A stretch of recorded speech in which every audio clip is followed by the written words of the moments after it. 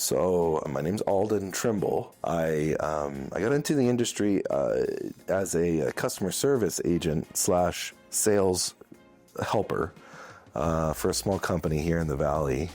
And that went exceptionally well. It turns out that I could promote products if there was a need, and that worked out great, but it was a seasonal job. I was going to college for political science, and all the entry-level positions were paying very little after college. And so, with me and my wife, I was looking for an opportunity. Another call center, full-time call center around in these parts here in Utah, hired me on, and that went really well again. Other than the environment, the work environment was not where I wanted to be.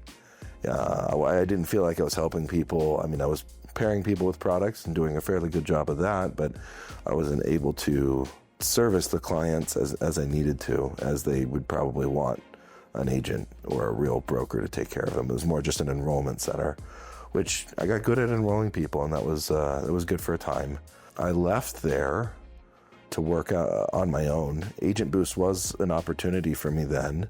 Some of my friends from before in my life, they had reached out to me, and they provided me an opportunity to work underneath their agency, and because I knew them, I actually went with them over Agent Boost. And although they are nice people, I always kind of look at that as a learning experience, right? I went with them for about a year, and it did not go well. I did not produce nearly even close to what I would hope to have produced. And after about a year of doing that, I actually was deciding, me and my wife had decided that I probably needed to just go get a real job, like the boring job, go get a clock in, clock out kind of job. And those jobs never seemed to fit on me. Even before in college, I was always kind of bouncing around.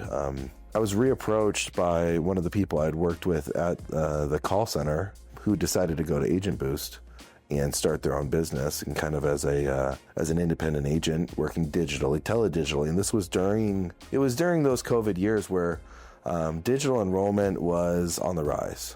Whether they wanted it or not, they needed to enroll into a plan, and they had to do it online or through Zoom or over the phone. And Agent Boost was kind of ahead of the curve, which they've been, time and time again. They were all, actively looking for talented individuals.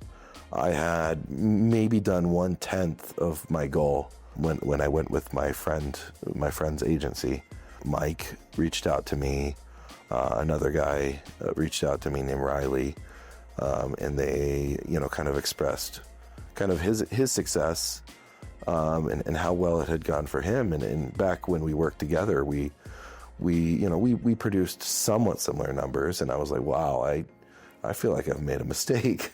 I'm missing out on like a lot of production, and it seemed like a partner that was willing to facilitate obtaining leads, infrastructure like recorded phone calls. I mean, we were recording phone calls way before it was all totally required.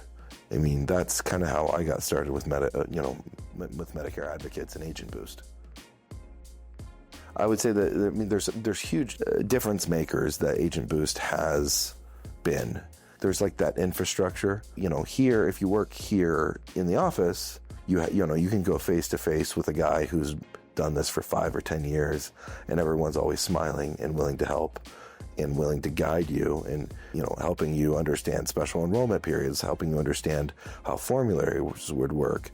All of those things where you're in the middle of a call and you're in a panic state, they are right there for you, and they're like, no, do this, do that, and there's a lot of mentoring going on, and especially on the independent side, at least, nobody's really getting major compensation to help you. Most of them do it out of the goodness of their own heart, and we've kind of passed that on. As I've become more of a senior guy, not the most senior agent here, but as I've done that, I always try to extend that helping hand so that that guy who's just in his first year, kind of trying to budget his income so that he can make rent, so that hopefully his income grows over time. I can go over to his computer and be like, no, check this box, do this. No, that medication comes up as this name, try this name. Oh, that's an over-the-counter medicine. I mean, just all these little questions, all these little nuances that come out. That's like first and foremost, like the infrastructure. That's just one aspect. And then on top of that, I mean, whereas before when I was on my own agency, I was paying for mailers and they only had one source of leads. And if it didn't go well, or if those people didn't answer, you were kind of SOL, you wouldn't be able to, turn a profit, right? And because the profit's already eaten by the marketing, by the service, and then it was a smaller agency, so they had less resources. Just a lot of larger agencies, FMOs and above, have a lot of resources, but they don't leverage those resources for the agent. They leverage them for themselves to improve their profit margin. And on no declaration of how Agent Boost does it, but from my perception, they've always tried to maximize what they have to create the most value possible for an agent. And so no matter what happens, I'm always getting people with a ton of experience doing what I have done or what I'm doing. They did it 10 years ago, 12 years ago, and they continue to do it. And they use their knowledge, their power, their, capacity as a larger organization to test out lead sources. Find the ones that convert 3 to 5% better. Find the ones that are honest. Find the ones that are good partners. And I've had conversations with the guys that run the infrastructure here, and I'll ask them like, oh, what if I mark, this lead down as, not Medicare eligible? Or what if I sell this lead? Are they going to sell it again? And he's like, well, that's, I'm going to tell them that information and I'm going to send that back in the data. I was like, well, what's to stop them from selling that data again? I was like, well, that's why we choose, we vet our partners. And so I couldn't have done, if I'm just a single guy or a group with 2 or 3, I wouldn't have had that leverage and that capacity as a large organization. And so they use that at Agent Boost so that we have, we write better business.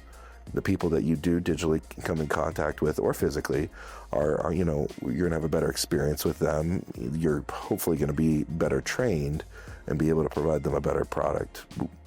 Not just offering a product of insurance, but you yourself are going to be a better person, a more capable agent by working with Agent Boost.